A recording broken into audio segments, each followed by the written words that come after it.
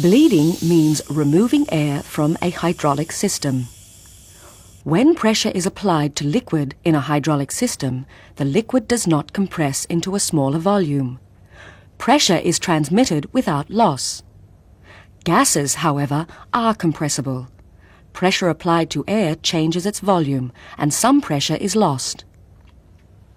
That is why, if air enters a hydraulic braking system, it can be dangerous.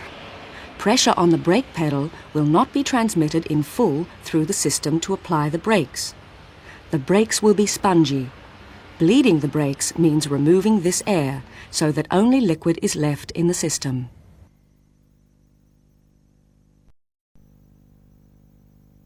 Hydraulic pressure is transmitted through liquid.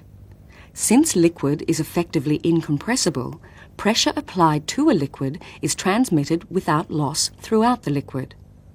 In a braking system, this allows a force applied to the brake pedal to act upon the brakes at the wheels. Hydraulic pressure can transmit increased force.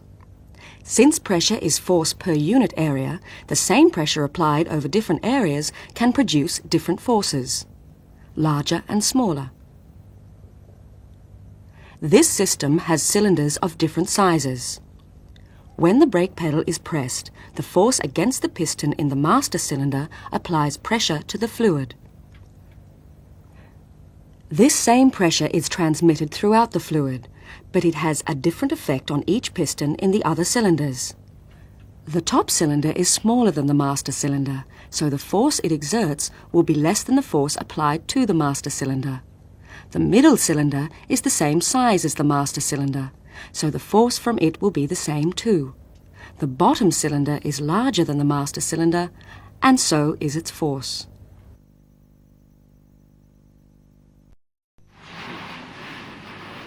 Friction is a force that resists the movement of one surface over another. It can be desirable, but often is not. It is caused by surface rough spots that lock together. These spots can be microscopically small, which is why even surfaces that seem to be smooth can experience friction. Friction can be reduced, but never eliminated. Friction is always measured for pairs of surfaces using what is called a coefficient of friction. A low coefficient of friction for a pair of surfaces means they can move easily over each other. A high coefficient of friction for a pair of surfaces means they cannot move easily over each other.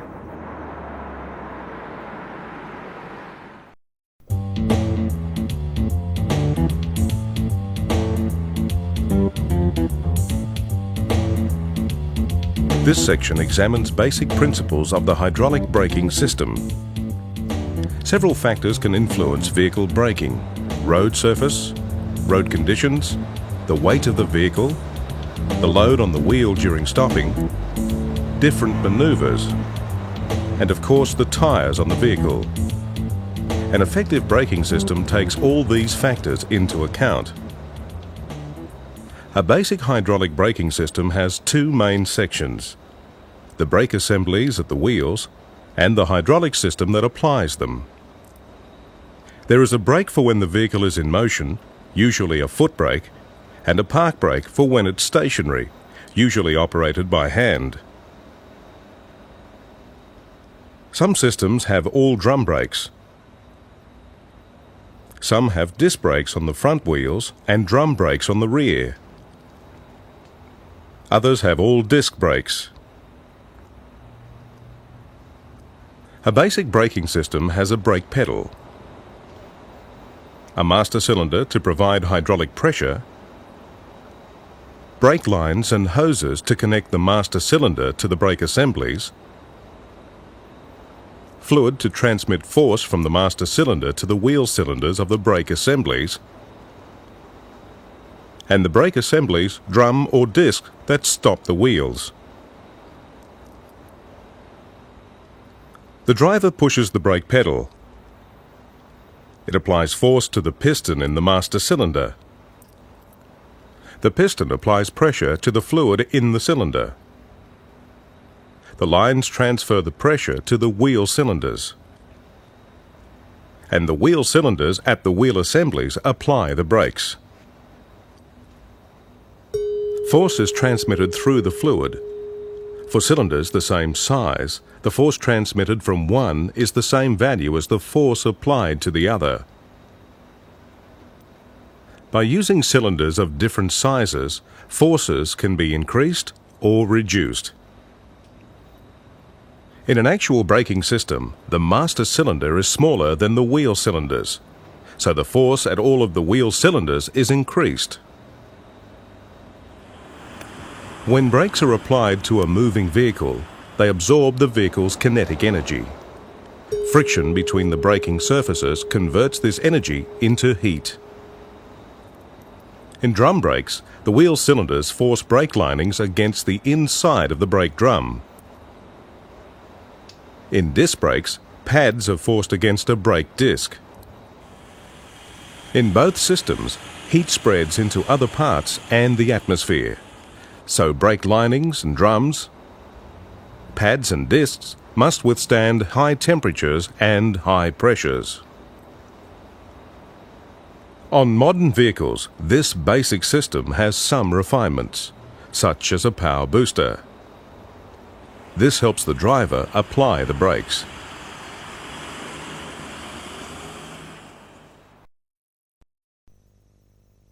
Most of a vehicle's weight is supported by its suspension system.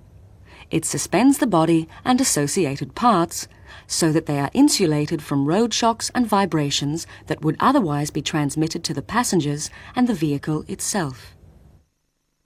However, other parts of a vehicle are not supported by the suspension system, such as the wheels, tires, brakes, and steering and suspension parts not supported by springs. These parts are all called unsprung weight.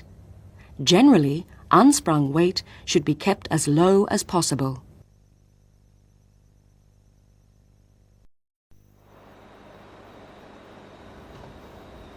This section examines the operation of the drum brake. Drum brakes were once common on all wheels of light vehicles. But on modern designs, they are usually found on just the rear wheels, in disc-drum combinations. The drum brake has two brake shoes with a friction material called a lining attached. These shoes expand against the inside surface of a brake drum and slow the wheel down. The harder the linings are forced against the brake drum, the higher the braking force that is applied. They can be expanded mechanically or hydraulically. The main advantage claimed for drum brakes is that the shoe mountings can be designed to assist their own operation. This is called self-energizing. Less hydraulic pressure is then needed to stop the vehicle, which is why many older drum-braked vehicles didn't use a brake booster. The main disadvantage of drum brakes is that the friction area is almost entirely covered by lining, so most heat must be conducted through the drum to reach the outside air to cool. With hard use, this can cause overheating and eventually brake fade. Brake fade is the gradual loss of brake stopping power during prolonged or strenuous use. Very high temperatures occur at the brake drum, and that causes a deterioration in the frictional value of the lining or pad material. It's common in drum brakes. Another problem with drum brakes is that it is difficult to get water out of the drum. If a vehicle is driven through water, it takes longer to get the brakes working effectively. 3 brake designs are in general use: single leading shoe, twin leading shoe, and duo servo. Each one uses the wedging or self-energizing action of the brake shoe to assist the lining to grip the rotating drum when the brakes are applied. The twin leading shoe has an actuator for each brake shoe. The actuator can be mechanical. However, a hydraulic actuator is popular on light vehicles. The hydraulic actuator is called the wheel cylinder. This arrangement has two wheel cylinders with one piston in each cylinder. When the brakes are applied, hydraulic pressure forces each piston to move outwards, pushing on one end of the brake shoe. The direction of rotation of the drum produces a wedging action on both brake shoes, so they are both called leading shoes. This system was once popular on front wheels because it is very efficient in the forward direction. This is due to the self-energizing or self-wedging action of the shoes as the drum rotates. Its main disadvantage is that it is only about 30% as efficient in reverse, so it is usually combined with a single leading shoe arrangement on the rear to provide a balanced system. The single leading shoe system uses a single wheel cylinder with two pistons. When the brakes are applied, both shoes press against the brake drum. One shoe is called leading shoe, the other is called trailing. The leading shoe tends to be self-energized, while the trailing shoe tends to be forced off the drum. This arrangement is common on rear wheels as they work equally well in forward and reverse, so it makes an effective handbrake. They can also have a self-adjusting mechanism. The Duo servo design also uses one wheel cylinder with two pistons. It is a high-energy brake, that is, it exerts large self-energizing forces. The lower ends of the shoes are linked but aren't firmly anchored to the backing plate. This lets the complete shoe assembly float within limits. When the brakes are applied, both shoes are carried around by the drum until the secondary shoe contacts the anchor pin. The self-energizing force of the primary shoe and its wheel cylinder application force is now transferred to the secondary shoe through the lower linkage. Force is then being applied to the secondary shoe from both ends, the wheel cylinder at the top and the linkage from the primary shoe at the bottom.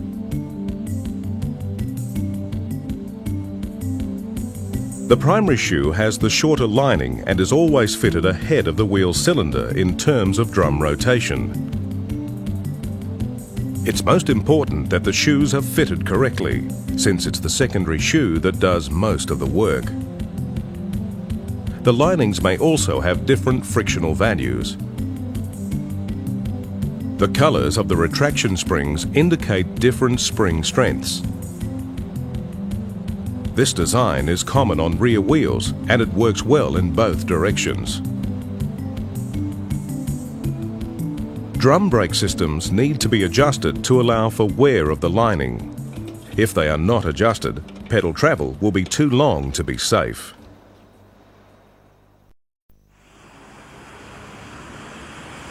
This section examines divided systems for drum brakes. Modern drum braking systems use a tandem master cylinder to provide divided or dual line braking. A divided system is safer in the event of partial failure. Fluid loss in one half of the system still leaves the other half able to halt the vehicle, although with an increase in stopping distance. A wheel's braking ability depends on the load it's carrying during braking. A front-engined rear-wheel drive car has around 40% of its load on its rear wheels, so its braking system can be divided in a vertical or front-rear split. This puts the front wheels in a different system from the rear wheels. If one half of the system fails, the front or the back, there's still enough separate braking capability left in the other half to stop the vehicle.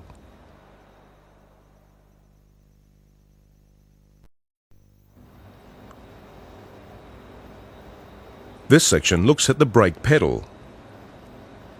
The brake pedal uses leverage to transfer the effort from the driver's foot to the master cylinder. Different lever designs can alter the effort the driver needs to make. It is usually suspended from a bracket between the dash panel and the firewall. In many vehicles, the brake pedal is either connected to a switch or in contact with one. It operates the stoplights when the brake pedal is depressed.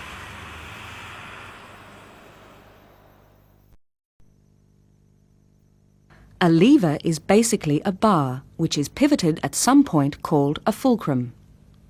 An effort applied at some point on the lever overcomes a load at some point also on the lever. There are three basic types of lever: lever of the first order, lever of the second order, lever of the third order. They each have their own applications. The ratio of load and effort is called mechanical advantage. Using the right kind of lever in the right way allows a user to lift larger loads with smaller efforts.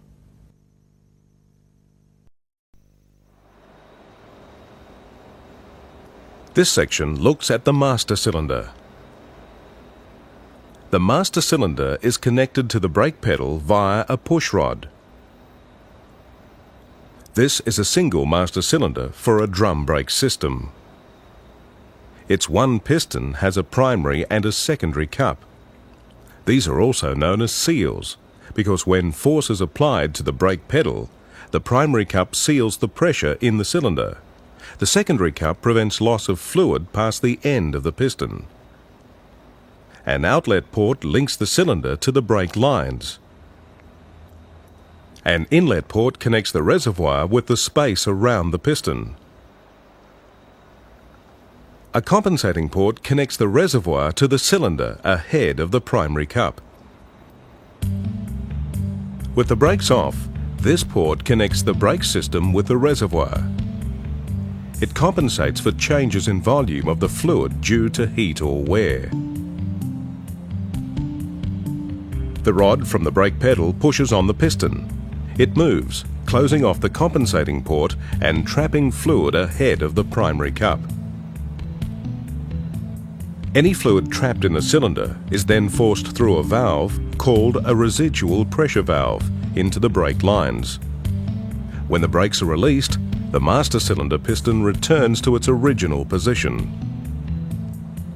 When the piston fully returns against its stop, the primary cup uncovers the compensating port. Fluid ahead of the primary cup can now return this way to the reservoir. When the pedal is released quickly, the spring makes the piston return quickly, but the fluid cannot return as quickly to the cylinder. A low pressure area develops ahead of the primary cup, which could draw air into the system. To prevent this, small holes are drilled in the piston. Fluid from the reservoir can pass through the inlet port and past the edge of the primary cup. This is called recuperation. When the fluid in the lines returns to rest, its pressure is held above atmospheric pressure by a valve called the residual line pressure valve. The residual pressure helps stop air from entering at the wheel cylinder, and it keeps fluid from leaking out.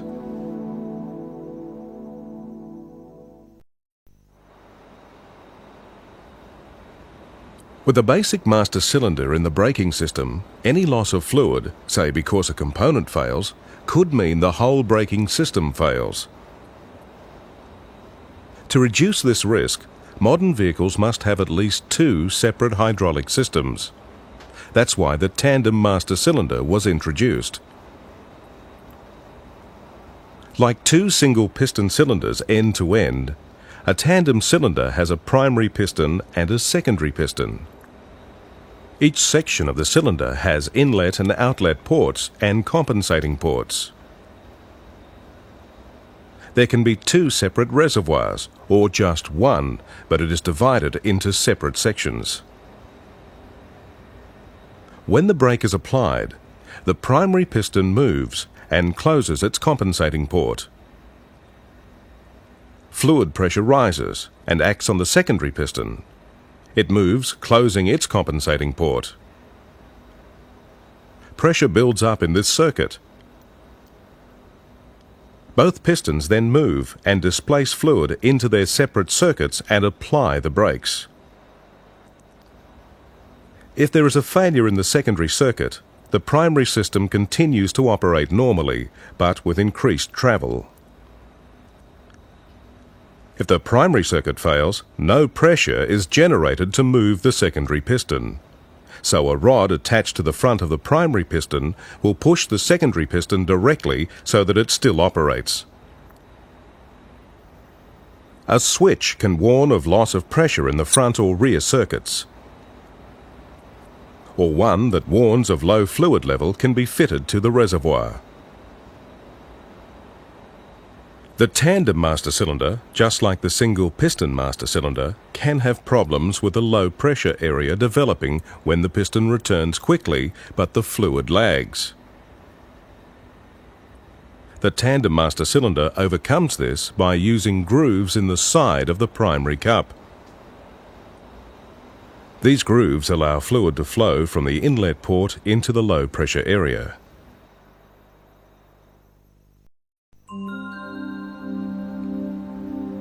This section examines brake lines. Brake lines carry brake fluid from the master cylinder to the brakes. They are basically the same on all brake systems. For most of their length, they are steel and attached to the body with clips or brackets to prevent damage from vibration. A flexible section must be included between the body and suspension to allow for steering and suspension movement. These flexible lines are made of reinforced tubing to protect them from objects that could be thrown by the tyres. In some vehicles, the brake lines are inside the vehicle to protect them from corrosion.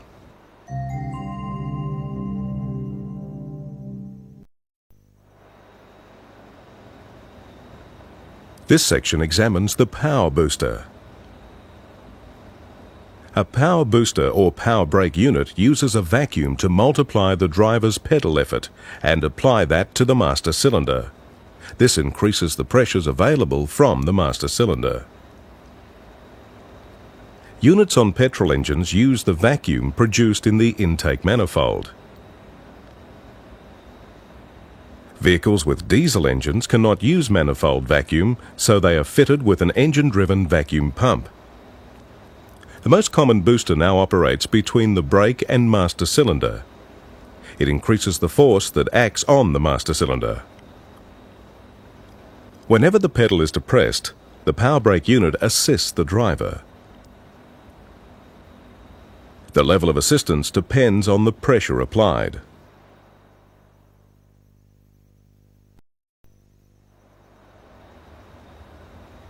When the driver moves the brake pedal pushrod, it transmits movement through the power unit to the master cylinder piston to apply the brakes. It also operates a control valve that admits air at atmospheric pressure to the rear of the unit. How it works depends on the position of the pushrod. A hose connects the intake manifold to a vacuum check valve on the power unit. With the engine running, the vacuum in the intake manifold is used to evacuate the power unit. This valve is held off its seat and a vacuum is produced in both chambers of the unit. The chambers are separated by a flexible rubber diaphragm attached to the diaphragm plate. It is held in the off position by a diaphragm return spring. The master cylinder pushrod and the control valve assembly are centrally located on each side of the plate.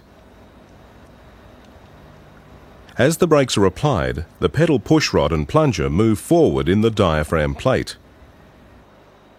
This brings the control valve into contact with the vacuum port seat. It closes the vacuum port, sealing off the passage connecting the chambers. Further movement of the pushrod and plunger moves the air valve away from the control valve to open the atmospheric port.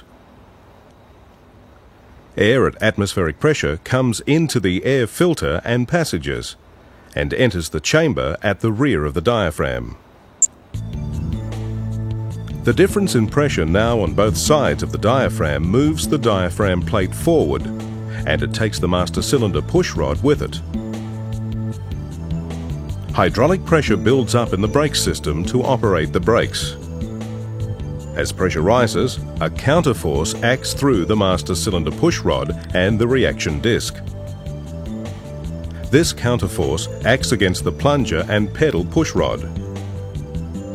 It tends to move the plunger slightly to the rear, and it closes off the atmospheric port. If the vacuum source is interrupted, then as the pedal is pushed down, the pedal push rod and plunger assembly come in contact with the reaction disc. This forces the master cylinder push rod forward to operate the brakes. The pedal force needed then is much greater than with vacuum assistance.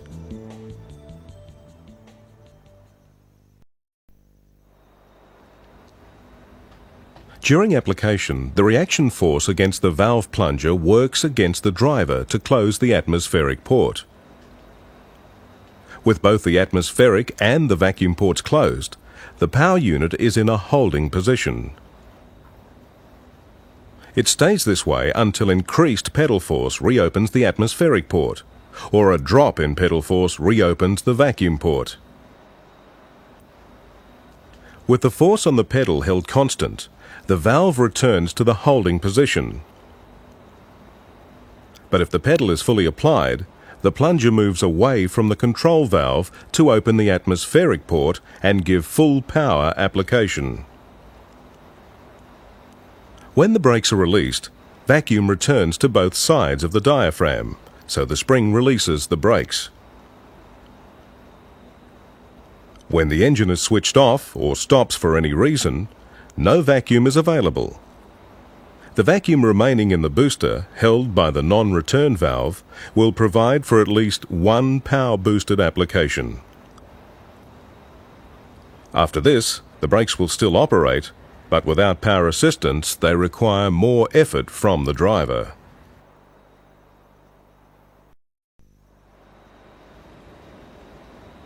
This section looks at the emergency brake for a drum brake system.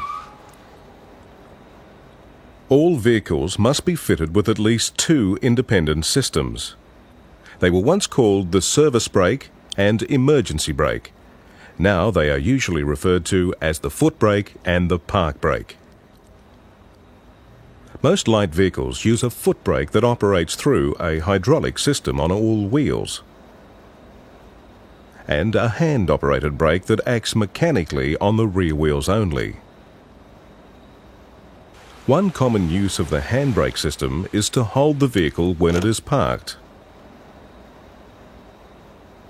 The systems are designed to be independent so that if one fails, the other is still available.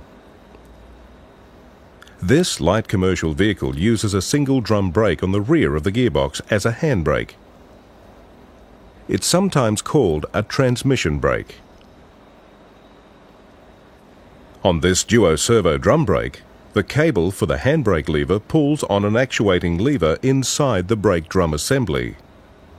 The actuating lever is connected to the secondary brake shoe by a pin and to the primary shoe by a strut. Movement of the lever forces both shoes against the drum.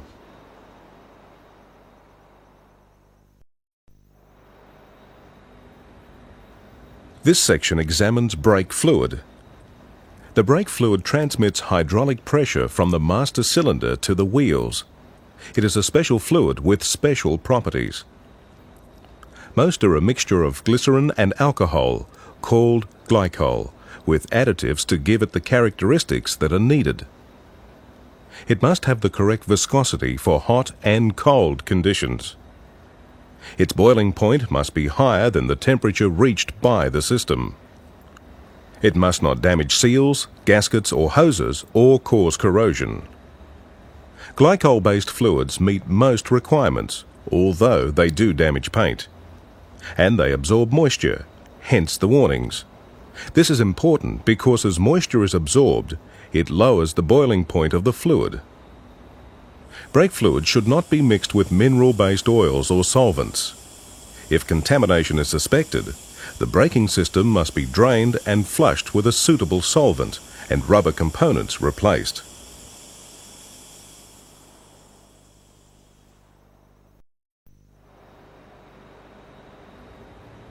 This section examines brake linings and shoes. The drum brake uses brake shoes that have friction material called linings attached to them. This friction material was once made of asbestos, but concerns about health problems associated with asbestos have led to increasing use of non-asbestos alternatives. Linings can be riveted or more often bonded to the brake shoes. The composition of the friction material affects brake operation. Linings which provide good braking with low pedal pressures tend to lose efficiency when they get hot. This means the stopping distance will be increased. Linings which maintain a stable friction coefficient over a wide temperature range generally require higher pedal pressures to provide efficient braking. This may necessitate the use of a booster.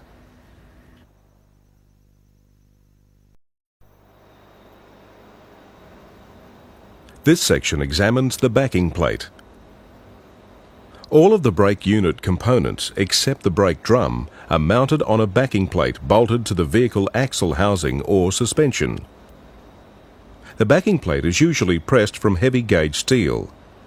It has a raised outer edge that fits into a groove or recess in the brake drum and helps keep out any dust or dirt. Some vehicles have manual brake adjusters, so openings are usually provided to allow for adjustments without having to remove the wheel and brake drum.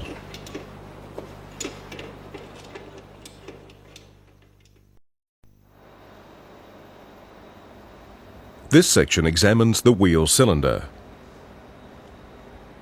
The wheel cylinder is located inside the brake drum and bolted to the backing plate. It converts hydraulic pressure from the master cylinder into mechanical force that pushes the brake linings against the brake drum. Some have a double cylinder with a piston at each end. Others have a single piston with one end of the cylinder closed off. They are usually made of cast iron or aluminium alloy. Some are sleeved with stainless steel to be longer wearing and more resistant to corrosion. The wheel cylinder cups seal the cylinder against fluid loss. They operate under difficult conditions of extreme pressures and temperatures. They may be fitted with a spreader and light expansion spring to keep the lips in contact with the cylinder during retraction and while at rest. This helps keep air out of the system. Most wheel cylinders are fitted with bleed nipples to allow air to be bled from the system after assembly. A flexible cover or boot allows for piston movement and also keeps out dust and moisture.